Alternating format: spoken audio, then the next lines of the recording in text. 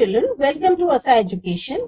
आज कर रहे हैं chapter 16 economic liberalisation and globalisation.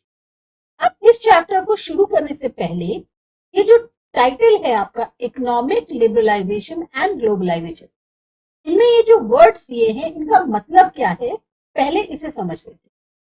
Economic यानी कि हम फाइनेंशियल बात कर रहे हैं, आर्थिक जो होता है जिसमें पैसे का लेन देन होता है उसके बारे में बात कर। लिबरलाइजेशन का मतलब हुआ कि चाहे कोई इकोनॉमिक या पॉलिटिकल सिस्टम से संबंधित कोई भी चीज हो उसमें छूट देना या उसको हटा देना, वो होता है लिबरलाइजेशन। और तीसरा है ग्लोबलाइजेशन। ग्लोबलाइजेशन एक ऐसी प्रक्रिया है जिससे चाहे आपका कोई बिजनेस हो या कोई भी और ऑर्गेनाइजेशन हो, वो अपना एक इंटरनेशनल तौर पे प्रभाव बनाती है या इंटरनेशनल बेसिस पे अपने को जैसे कहते हैं ना ऑपरेट करना शुरू करती है, तो उसे कहते हैं ग्लोबलाइजेशन। तो सबसे पहले दिया गया है कि जब इंडिया आजाद हुआ 1947 में, तो हमारी गवर्नमेंट ने तो उनका प्लान था वो था कि हमें बहुत ही तेजी से आर्थिक तौर पर विकास करना है भारत का।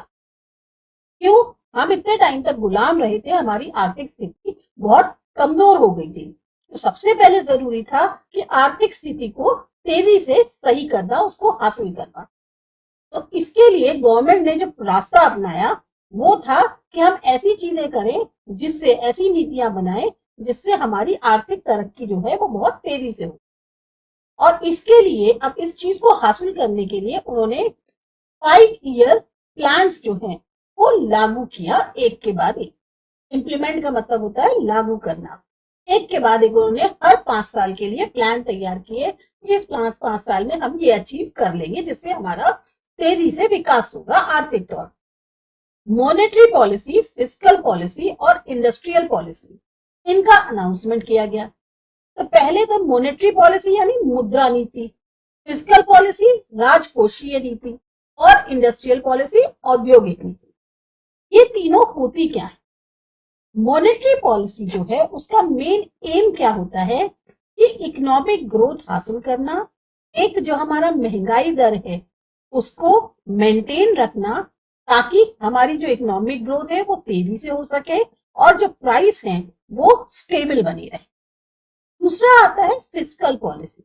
अब फिस्कल पॉलिसी का क्या है? अगेन काम वही है, इकोनॉमिक स्टेबिलिटी बनाए रखना, यानी आर्थिक तौर पे स्थिरता बनी रहे, एम्प्लॉयमेंट ज्यादा से ज्यादा हो और ग्रोथ रेट जो है वो भी हमारा स्टेबल किया जा सके। इंडस्ट्रियल पॉलिसी, इसका main M again economic growth है, लेकिन इसको करने के लिए इंडस्ट्रियलाइजेशन करना बहुत जरूरी है, औद्योगिकरण होना बहुत जरूरी है, नंबर ऑफ इंडस्ट्रीज खोली जानी चाहिए।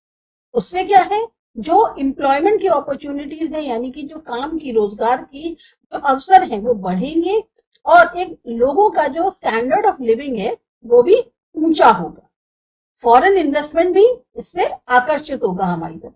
तो ये 3 पॉलिसीज जो है इनका अनाउंसमेंट कर दिया गया ताकि जो है हम तेजी से तरक्की कर पाए।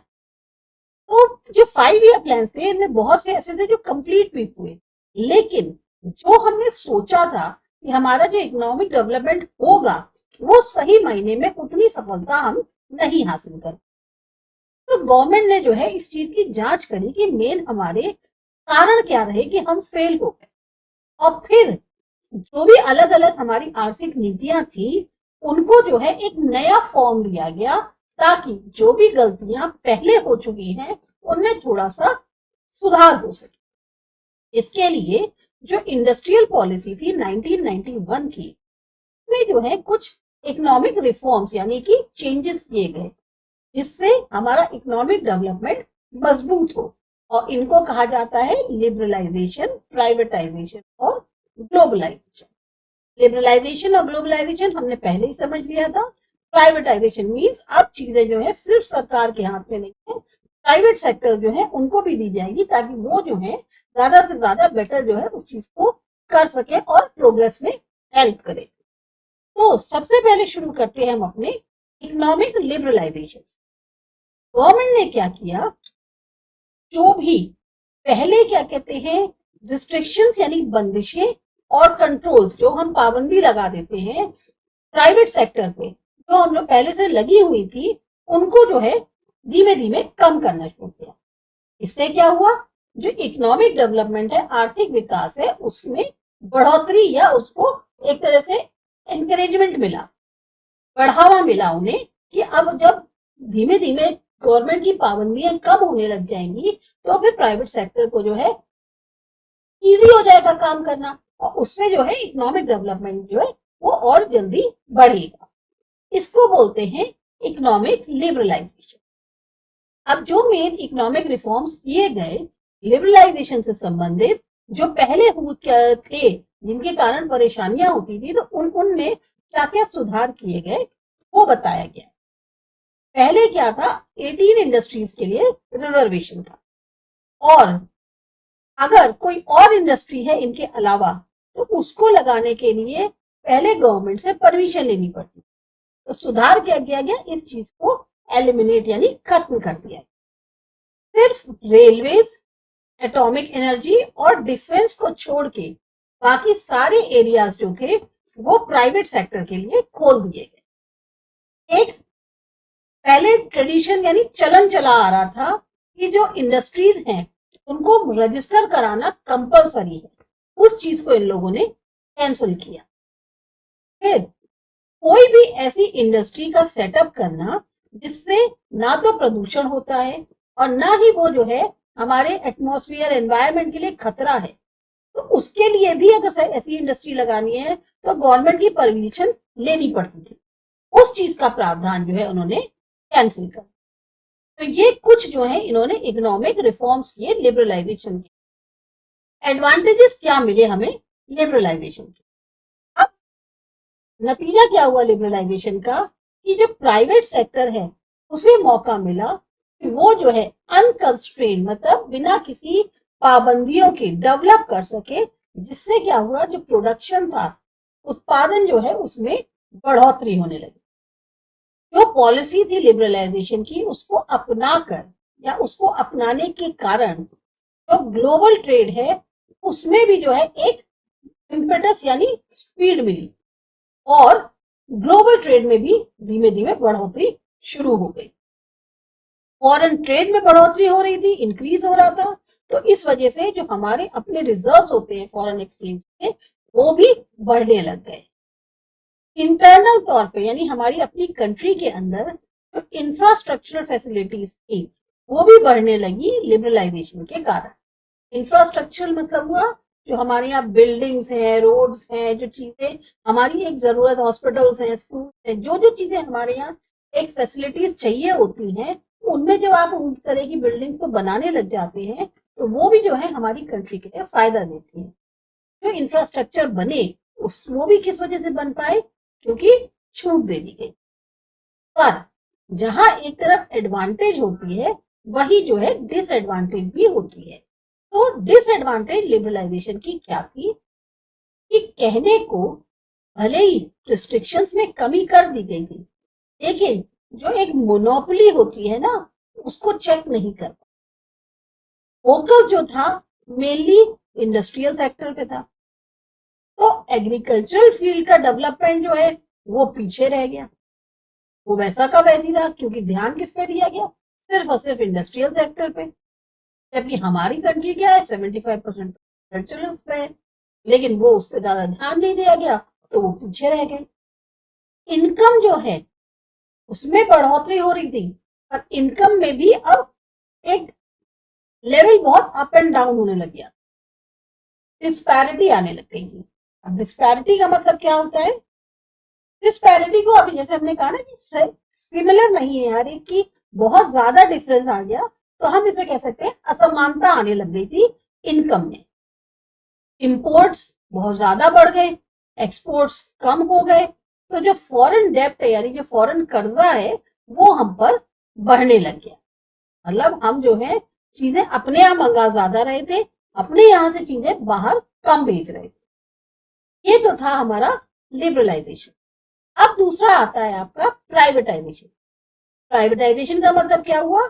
एक ऐसा प्रोसेस जिसमें जो भी ओनरशिप है या मैनेजमेंट है इंडस्ट्रियल यूनिट्स का स्टेट कंट्रोल के अंडर, अब वो जो है प्राइवेट सेक्टर को दे दिया गया। मतलब जो ऐसे इंडस्ट्रियल यूनिट्स थे जिनको ओन और मैनेज स्टेट कर रहा था, अब उसको जो है ट्रांसफर कर दिया कि तुम प्राइवेट कंपनी को दिया, भाई आप संभालिए। तो उसको कहा गया प्राइवेटाइजेशन।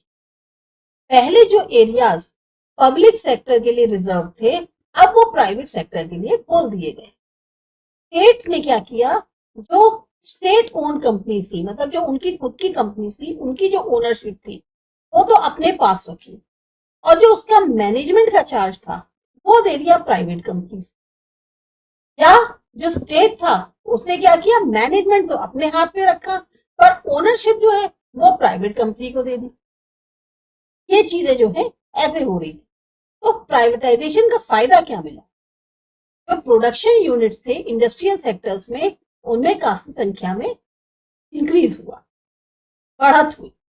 प्रोडक्शन जो है काफी ज्यादा, जो कैपिटल जिसमें पैसा बहुत इन्वॉल्व होता है उसमें जो है बढ़ने लगा। जो कंज्यूमेबल कमोडिटीज हैं उनमें जो है प्रोडक्शन बढ़ा दिया। जो हमारी खाने पीने की जो हम यूज करते हैं कमोडिटीज, यानी जो चीजें हम इस्तेमाल करते हैं कंज्यूम करने वाली, उनमें जो उनका जो प्रोडक्शन था वो बढ़ने लग गया प्राइवेटाइजेशन के कारण। वर्किंग कैपेसिटी जो पब्लिक सेक्टर की थी वो काफी इंप्रूव हो गई जब से पब्लिक सेक्टर एंटरप्राइजेस का प्राइवेटाइजेशन। एक तरीका होता है काम करने का, उसमें काफी ज्यादा अच्छी क्षमता आ गई थी जब से पब्लिक सेक्टर एंटरप्राइजेस को प्राइवेट हाथों में दे दिया गया। पर डिसएडवांटेज क्या थे प्राइवेटाइजेशन के? जो आर्थिक तौर पे पावर होती है वो सेंट्रलाइज हो गई प्राइवेटाइजेशन के कारण।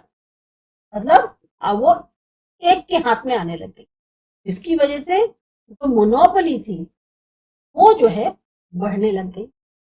कॉटेज इंडस्ट्रीज प्राइवेटाइजेशन के कारण पूरी तरह से डेवलप नहीं हो पाई। फिर बड़ी बड़ी जो इंडस्ट्रीज थी उनको फायदा हुआ। प्राइसेस जो हैं प्राइवेटाइजेशन के कारण कंट्रोल में नहीं रह पाई, और इसके कारण क्या हुआ, महंगाई बढ़ गई, प्राइस राइज होने लग गई। ये जो था डिसएडवांटेज था प्राइवेटाइजेशन। फिर आता है ग्लोबलाइजेशन। अगेन ग्लोबलाइजेशन मैंने पहले बताया था कि एक ऐसा प्रोसेस है जिसमें एक कंट्री की इकोनॉमी जो है वो कनेक्ट हो जाती है वर्ल्ड की इकोनॉमी से। नतीजा क्या होता है, जो चीजें हैं, सर्विसेज हैं, टेक्नोलॉजी है, लेबर है, वो सारे के सारे अब पूरी दुनिया में आसानी से अवेलेबल होते हैं। ग्लोबलाइजेशन के कारण कुछ इंप्रूवमेंट्स हुए, जैसे दो नेशंस के बीच में जो एक व्यापार संबंधित बाधाएं थी वो खत्म कर दी गई, हटा दी गई। एक ऐसी कंडीशन क्रिएट करी गई कि जो कैपिटल एक्सचेंज है वो दो नेशंस के बीच में आसानी से हो सके। टेक्नोलॉजी के एक्सचेंज के रास्ते में जो भी बाधाएं थी उन्हें हटा दिया गया। लेबर का फ्री एक्सचेंज हो सकता था अलग अलग नेशंस में world.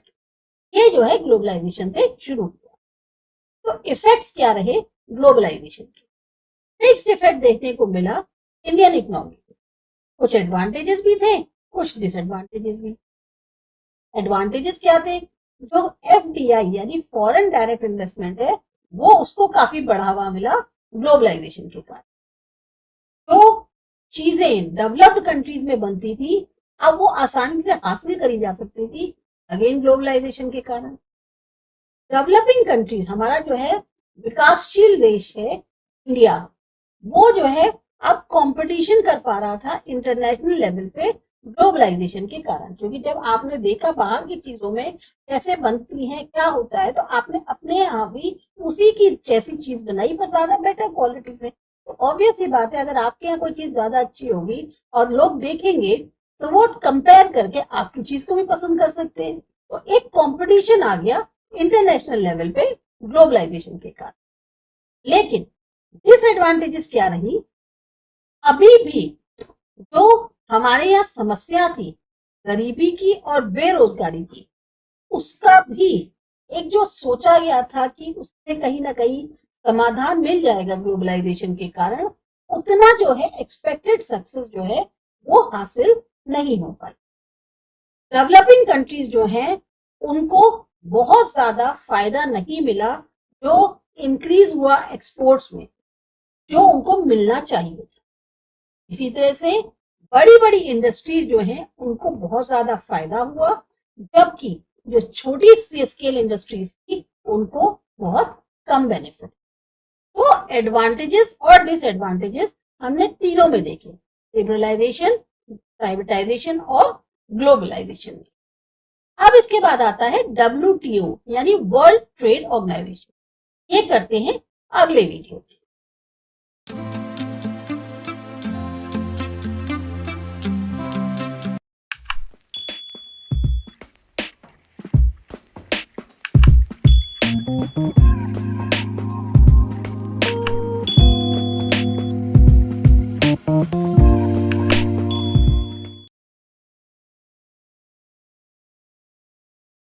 Hello children, welcome to असा एजुकेशन।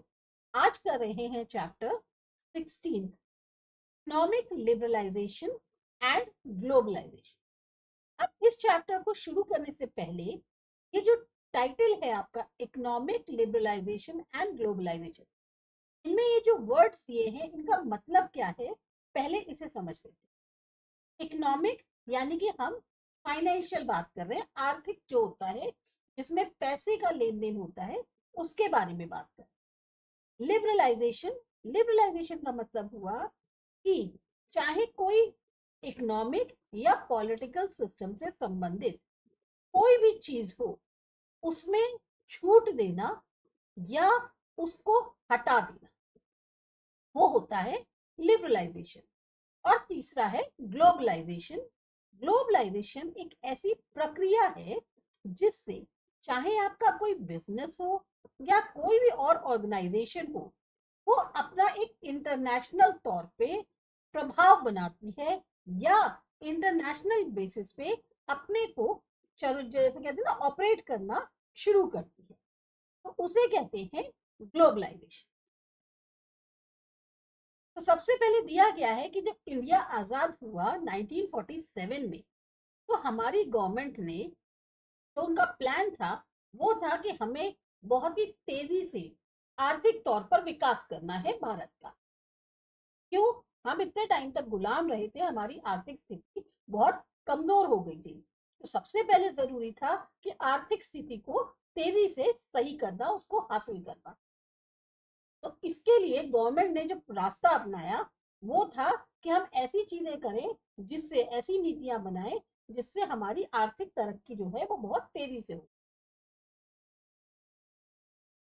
और इसके लिए अब इस चीज को हासिल करने के लिए उन्होंने 5 ईयर प्लान्स जो हैं वो लागू किया, एक के बाद एक।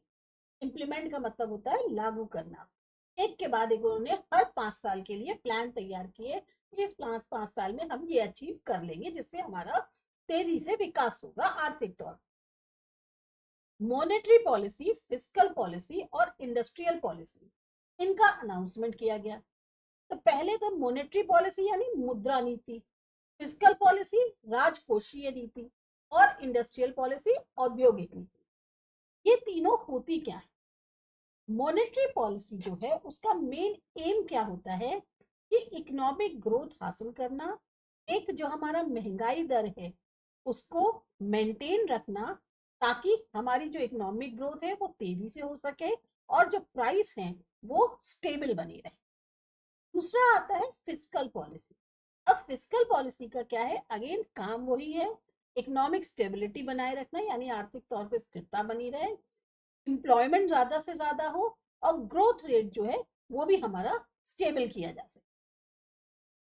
इंडस्ट्रियल पॉलिसी, इसका main M again economic growth है, लेकिन इसको करने के लिए इंडस्ट्रियलाइजेशन करना बहुत जरूरी है, औद्योगिकरण होना बहुत जरूरी है, नंबर ऑफ इंडस्ट्रीज खोली जानी चाहिए। उससे क्या है, जो एम्प्लॉयमेंट की अपॉर्चुनिटीज है यानी कि जो काम की रोजगार की जो अवसर है वो बढ़ेंगे और एक लोगों का जो स्टैंडर्ड ऑफ लिविंग है वो भी ऊंचा होगा। फॉरेन इन्वेस्टमेंट भी इससे आकर्षित होगा हमारी तरफ। तो ये 3 पॉलिसीज जो हैं इनका अनाउंसमेंट कर दिया गया ताकि जो है हम तेजी से तरक्की कर पाए। तो जो 5 ईयर प्लान थे इनमें बहुत से ऐसे थे जो कंप्लीट भी हुए, लेकिन जो हमने सोचा था कि हमारा जो इकोनॉमिक डेवलपमेंट होगा वो सही मायने में उतनी सफलता हम नहीं हासिल कर। तो गवर्नमेंट ने जो है इस चीज की जांच करी कि मेन हमारे कारण क्या रहे कि हम फेल हो गए, और फिर जो भी अलग अलग हमारी आर्थिक नीतियां थी उनको जो है एक नया फॉर्म दिया गया ताकि जो भी गलतियां पहले हो चुकी हैं उनमें थोड़ा सा सुधार हो सके। इसके लिए जो इंडस्ट्रियल पॉलिसी थी 1991 की, में जो है कुछ इकोनॉमिक रिफॉर्म्स यानी कि चेंजेस किए गए जिससे हमारा इकोनॉमिक डेवलपमेंट मजबूत हो, और इनको कहा जाता है लिबरलाइजेशन, प्राइवेटाइजेशन और ग्लोबलाइजेशन।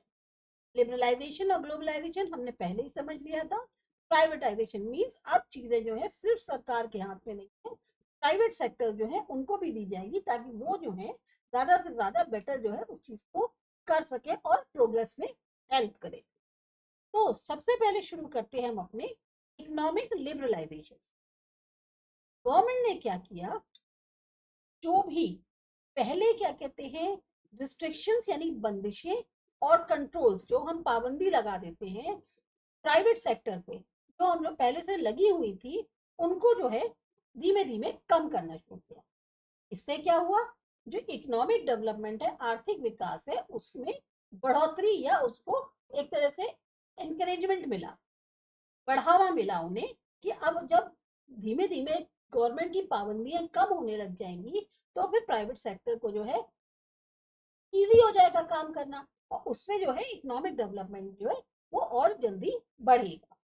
इसको बोलते हैं इकोनॉमिक लिबरलाइजेशन। अब जो मेन इकोनॉमिक रिफॉर्म्स किए गए लिबरलाइजेशन से संबंधित, जो पहले थे जिनके कारण परेशानियां होती थी, तो उनमें क्या क्या सुधार किए गए वो बताया गया। पहले क्या था, 18 इंडस्ट्रीज के लिए रिजर्वेशन था, और अगर कोई और इंडस्ट्री है इनके अलावा तो उसको लगाने के लिए पहले गवर्नमेंट से परमिशन लेनी पड़ती। तो सुधार क्या किया गया, इस चीज को एलिमिनेट यानी खत्म कर दिया। सिर्फ रेलवेज, एटॉमिक एनर्जी और डिफेंस को छोड़ के बाकी सारे एरियाज जो थे वो प्राइवेट सेक्टर के लिए खोल दिए गए। एक पहले ट्रेडिशन यानी चलन चला आ रहा था कि जो इंडस्ट्रीज हैं उनको रजिस्टर कराना कंपलसरी है, उस चीज को इन लोगों ने कैंसिल किया। फिर कोई भी ऐसी इंडस्ट्री का सेटअप करना जिससे ना तो प्रदूषण होता है और ना ही वो जो है हमारे एटमॉस्फेयर एनवायरनमेंट के लिए खतरा है, तो उसके लिए भी अगर ऐसी इंडस्ट्री लगानी है तो गवर्नमेंट की परमिशन लेनी पड़ती थी। उस चीज का प्रावधान जो है उन्होंने कैंसिल कर। तो ये कुछ जो है इन्होंने इकोनॉमिक रिफॉर्म्स किए लिबरलाइजेशन के। एडवांटेजेस क्या मिले हमें लिबरलाइजेशन के, अब नतीजा क्या हुआ लिबरलाइजेशन का, कि जो प्राइवेट सेक्टर है उसे मौका मिला कि वो जो है अनकंस्ट्रेन मतलब बिना किसी पाबंदियों के डेवलप कर सके, जिससे क्या हुआ, जो प्रोडक्शन था, उत्पादन जो है उसमें बढ़ोतरी होने लगी। जो पॉलिसी थी लिबरलाइजेशन की उसको अपनाकर या उसको अपनाने के कारण जो ग्लोबल ट्रेड है उसमें भी जो है एक इम्पेटस यानी स्पीड मिली, और ग्लोबल ट्रेड में भी धीमे धीमे बढ़ोतरी शुरू हो गई। फॉरेन ट्रेड में बढ़ोतरी हो रही थी, इंक्रीज हो रहा था, तो इस वजह से जो हमारे अपने रिजर्व्स होते हैं फॉरेन एक्सचेंज के वो भी बढ़ने लग गए। इंटरनल तौर पे यानी हमारी अपनी कंट्री के अंदर जो इंफ्रास्ट्रक्चरल फैसिलिटीज थी वो भी बढ़ने लगी लिबरलाइजेशन के कारण। इंफ्रास्ट्रक्चर मतलब हुआ जो हमारे यहाँ बिल्डिंग्स हैं, रोड्स हैं, जो चीजें हमारी एक जरूरत, हॉस्पिटल्स हैं, स्कूल हैं, जो जो चीजें हमारे यहाँ एक फैसिलिटीज चाहिए होती हैं, उनमें जब आप उन तरह की बिल्डिंग को बनाने लग जाते हैं तो वो भी जो है हमारी कंट्री के लिए फायदा देती है।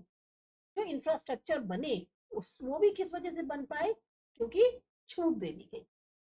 पर जहां एक तरफ एडवांटेज होती है वही जो है डिसएडवांटेज भी होती है। तो डिसएडवांटेज लिबरलाइजेशन की क्या थी कि कहने को भले ही रिस्ट्रिक्शंस में कमी कर दी गई थी, लेकिन जो एक मोनोपोली होती है ना, उसको चेक नहीं कर। फोकस जो था मेनली इंडस्ट्रियल सेक्टर पे था, तो एग्रीकल्चरल फील्ड का डेवलपमेंट जो है वो पीछे रह गया। वो वैसा का वैसी रहा, क्योंकि ध्यान किस पे दिया गया, सिर्फ और सिर्फ इंडस्ट्रियल सेक्टर पे। जबकि हमारी कंट्री क्या है, 75% कल्चरल पे है, लेकिन वो उस पर ज्यादा ध्यान नहीं दिया गया, तो वो पीछे रह गए।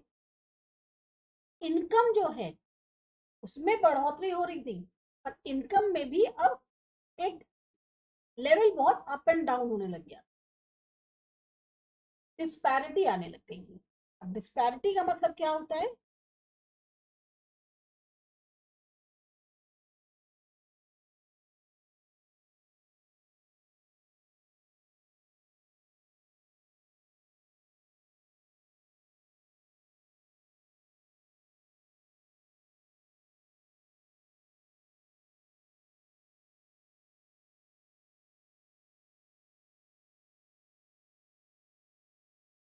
डिस्पैरिटी को अभी जैसे हमने कहा ना कि सिमिलर नहीं है, हर एक की बहुत ज्यादा डिफरेंस आ गया, तो हम इसे कह सकते हैं असमानता आने लग गई थी इनकम में।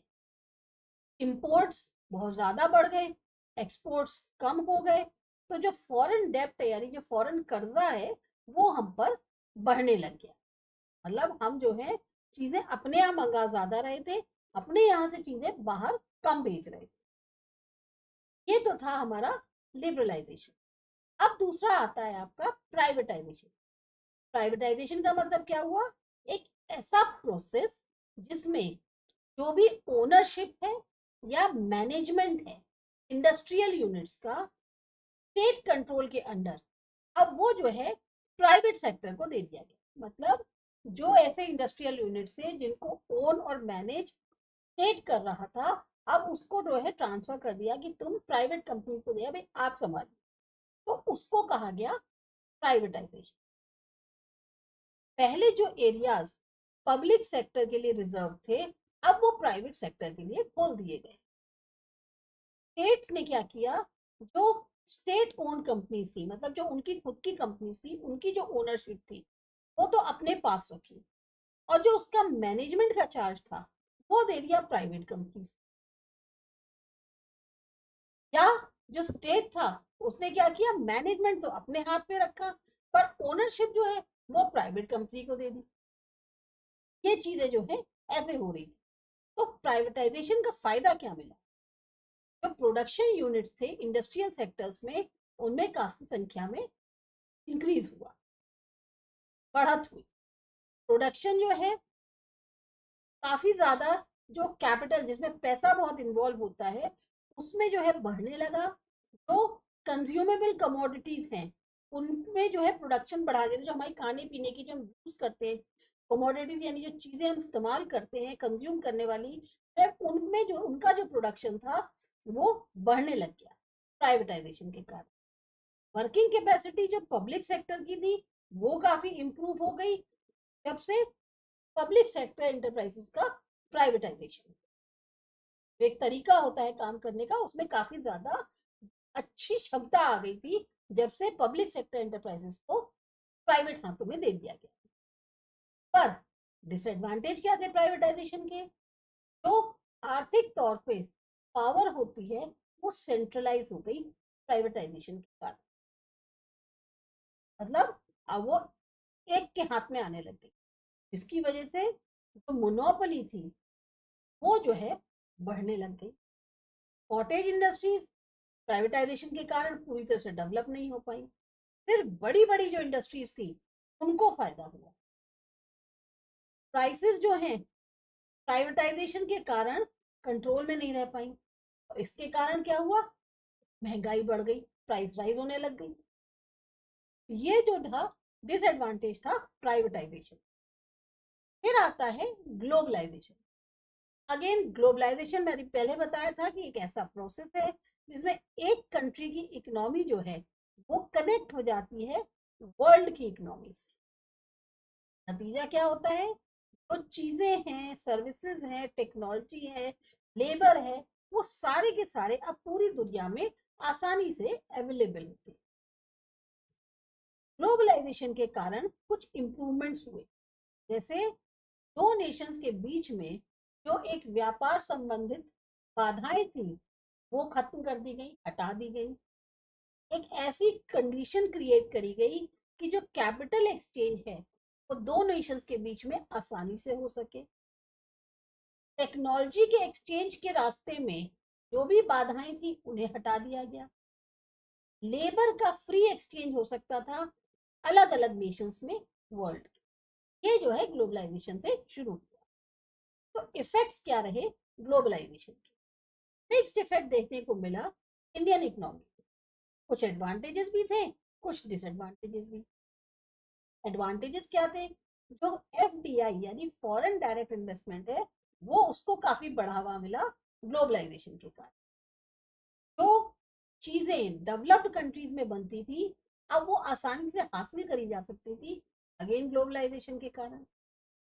डेवलपिंग कंट्रीज, हमारा जो है विकासशील देश है इंडिया, वो जो है अब कंपटीशन कर पा रहा था इंटरनेशनल लेवल पे ग्लोबलाइजेशन के कारण। क्योंकि जब आपने देखा बाहर की चीजों में कैसे बनती हैं, क्या होता है, तो आपने अपने यहाँ भी उसी की जैसी चीज बनाई पर ज्यादा बेटर क्वालिटी से। तो ऑब्वियस ही बात है, अगर आपके यहाँ कोई चीज ज्यादा अच्छी होगी और लोग देखेंगे तो वो कंपेयर करके आपकी चीज को भी पसंद कर सकते हैं। तो एक कंपटीशन आ गया इंटरनेशनल लेवल पे ग्लोबलाइजेशन के कारण। लेकिन डिसएडवांटेजेस क्या रही? अभी भी जो हमारे यहाँ समस्या थी गरीबी की और बेरोजगारी की, उसका भी एक जो सोचा गया था कि उसमें कहीं ना कहीं समाधान मिल जाएगा ग्लोबलाइजेशन के कारण, उतना जो है एक्सपेक्टेड सक्सेस जो है वो हासिल नहीं हो पाई। डेवलपिंग कंट्रीज जो हैं उनको बहुत ज्यादा फायदा नहीं मिला जो इंक्रीज हुआ एक्सपोर्ट्स में, जो उनको मिलना चाहिए। इसी तरह से बड़ी बड़ी इंडस्ट्रीज जो हैं उनको बहुत ज्यादा फायदा हुआ, जबकि जो छोटी स्केल इंडस्ट्रीज थी उनको बहुत कम बेनिफिट। तो एडवांटेजेस और डिसएडवांटेजेस हमने तीनों में देखे, लिबरलाइजेशन, प्राइवेटाइजेशन और ग्लोबलाइजेशन। अब इसके बाद आता है WTO यानी वर्ल्ड ट्रेड ऑर्गेनाइजेशन। ये करते हैं अगले वीडियो में।